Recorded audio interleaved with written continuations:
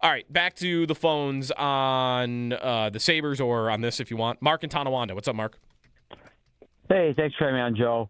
Yeah, you know what? You absolutely have to acknowledge and give credit where it's due.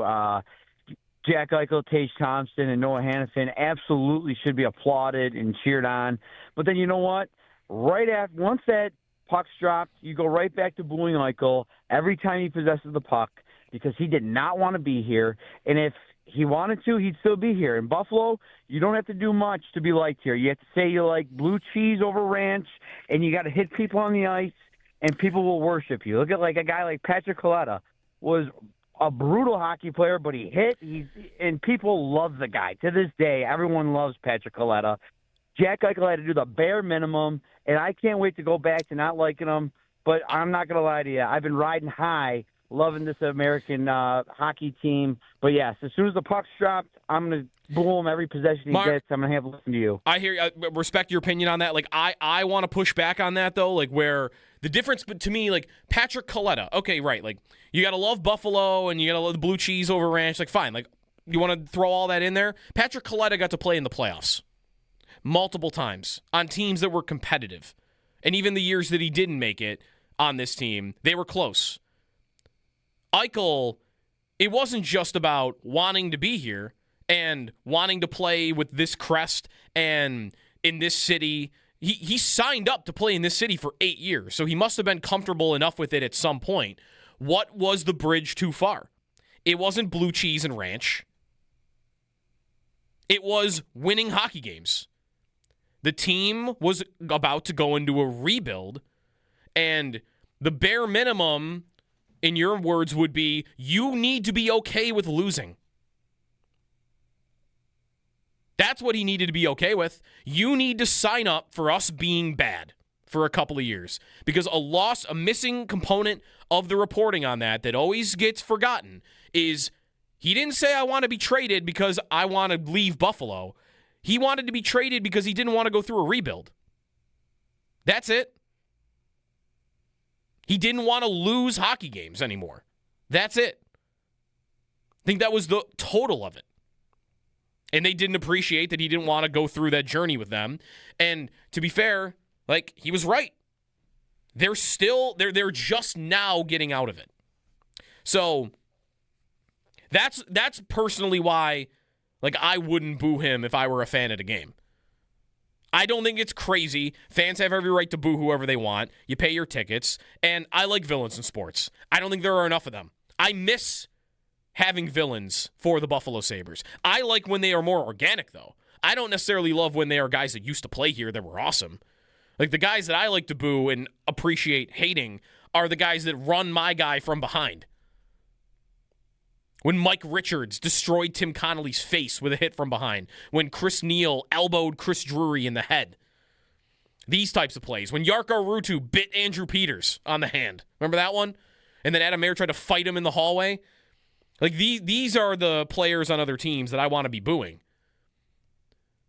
Not the guy that was just sick of losing. Okay, you suck. I think more egregious than that was what he said after postgame the first time he was back.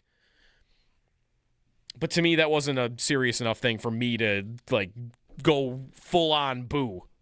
That to me is the place where it becomes like, all right, yes, I'm done with you. I'm annoyed with you. That was the worst moment for me. Because I don't the trade, everything you just said, great. I completely agree, and I think it's all valid, and everybody can feel how they want to feel about it. But coming back and saying something like that to disparage the fan base and the place and what it all, the Sabres, what we all are here to talk about and love. Like, to come back and disrespect, I'll go with disrespect. That is where I like, all right, I'm done. I don't like you anymore. Mm-hmm. I loved the player. I respect what he does. I think he's a great player. I appreciated what he did here. I was okay with how everything went at the end, even. That is when I all right, dude, take a hike. Mm-hmm. I'll boo you. I'm mad at you. Because you think we're not, you think we don't care? You think we're not hockey fans here? I'll show you I'm a hockey fan. Here you go. Eat this. Mm-hmm.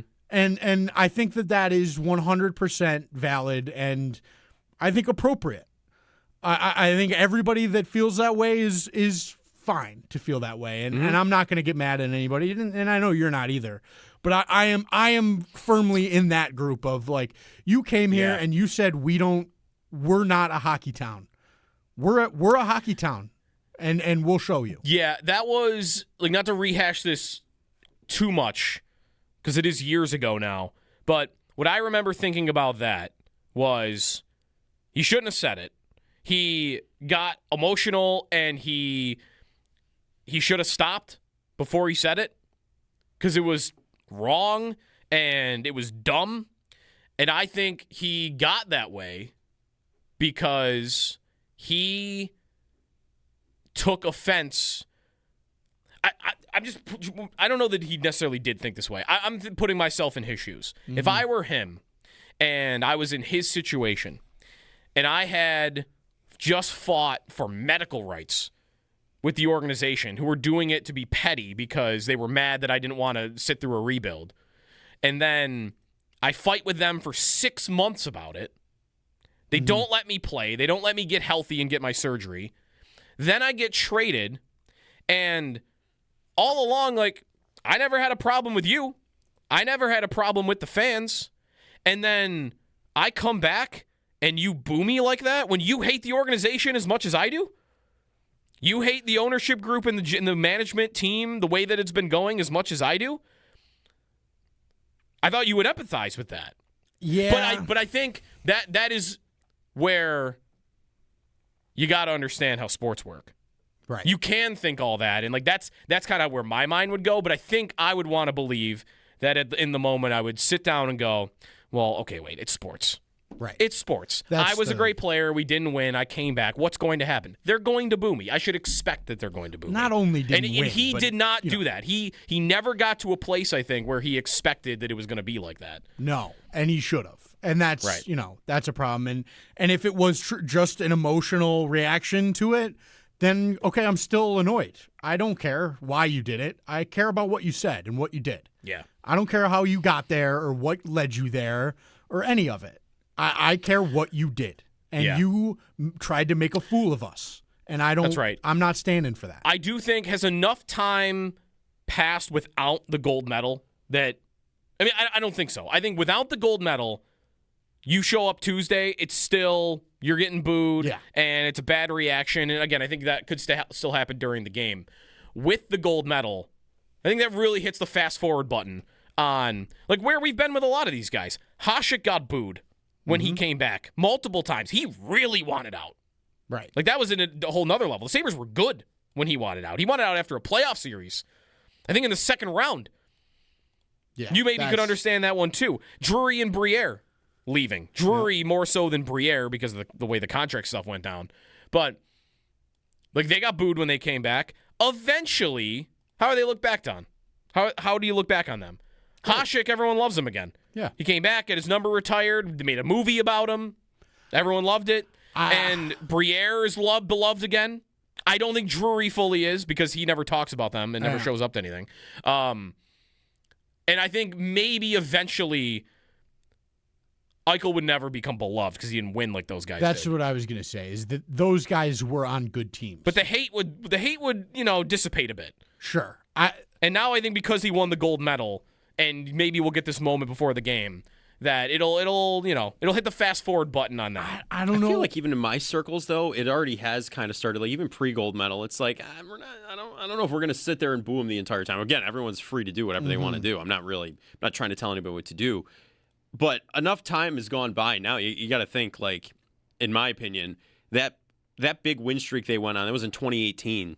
That's almost 10 years ago now. We're like 8 years removed from that. Like a decade has nearly gone by since all of this has happened, right? So I don't know. I feel like it eventually wears off. But you're right. I don't think he ever got in the mindset to be the villain here. Where like even Diggs, I know it's a very different situation, but first time back here this year, and he was riling up the boos, waving his arms, like getting people to come at him out there. You know what I mean? So yeah. Well, based on like Owen, where I think you were heading, like, would you say you think it's more likely that Diggs' approval rating with Buffalo sports fans will get back to above 50 before Eichel's ever would? 100%. All right. 100%. Diggs because the team was good while he was good. I think it's two things. I think the team was good when he was here, and he was a big part of it, and he didn't come back and trash us. No, he's been pretty. He's been very complimentary. He's been very complimentary. I look back on those days fondly. Jack came back and he said like 3 weeks ago, I hope one day we can all hug it out. Right. So, and you're not getting that from Jack. You're getting, you guys didn't cheer when I played here. So I've never heard this play so loud. That is, I don't know that he will ever get to a place that you're talking about, Briere or Drury or any of these guys. Well, let me ask, how rare is that? Who in the organization's history do people still look back on and you've never forgiven them? Is there one? Slava Kozlov, maybe. But that's a deep pull. Like, right? Is there LaFontaine is not that? No, but because those guys were like everybody else was here at some point and it was good, and they didn't leave on bad terms and then come back and trash the place. It ended badly, and then he came back and made it worse. And he was never good when he was here. So nobody's got anything good to look back on other than him scoring a goal against the Washington Capitals from the goal line. Like, you can't. There's nothing. It's the desert of pain for us, and he ultimately, I think, represents the pinnacle of it. Of we did it, we were horrible, and we got a great guy, and then he hated it, and then he left, and then he came back and said we suck. You're never getting back to a good place with him. I might sound like I hate the guy. I don't really care. I have nothing for Jack Eichel anymore. But I think that the people that hate him now will hate him forever. I don't think they're ever going to not hate him. All right. I like the desert of pain as a word for the drought. That's just it. And I think he's the peak of that, isn't he? Well, he's the face of it. I mean, He's not. I will always fight against that he's the reason for it. No, that's not what I'm saying. But no, he represents the whole thing. That is only his fault to me, though, because he was he was the best player while all of it was happening. It's not because he did anything wrong until he left. I've said repeatedly that I believe Rasmus Ristolainen is more at fault for the playoff drought than any other single player. Yeah. Because he was the only guy. He's played the most minutes. Right. No one has been on the ice for them more in the last 14 years than that guy. And he was not good. But he wasn't the best player. No. So he wasn't the face of it. He wasn't the captain. Eichel was. And also his departure wasn't as ugly. But part of why his departure wasn't as ugly is because he wasn't as good. You're right. But that's it. That doesn't change how anybody feels about any of it. I know. That's just what it is. I think we agree though that like it wouldn't have been this bad at all if he hadn't. No. And I 100%. That comment stuck with me for a bit. I kind of got over it. But you're right. Like, I'll never get over that. Yeah, you're not in. I think a lot of people are with you. That. A lot of people are with you. You played here for a long time, and you came back and you smeared us. You don't get to do that. I'm not forgiving you. How do we feel about O'Reilly? Is he in the same? Like, no, I lost my love for hockey here. That's different. That was he's not. I couldn't get to a good place here, not because of you. Because of the situation. It was that's the line. I didn't like the team. Mm-hmm. Jack was, I don't like you. Yeah. I don't like you out there. Like, you are a problem. That's the difference. I'm trying to think. Who are the other guys like this? There might not be many. I don't think there's anybody else that did something like this. If you hang on hold, we'll get to you when we come back. On this, if you want, the Sabres are winning. They're going to probably break the playoff drought. They are 92.5% to make the playoffs after last night's win at Evolving Hockey, and many other sites, actually all the other sites, they're at least 75%.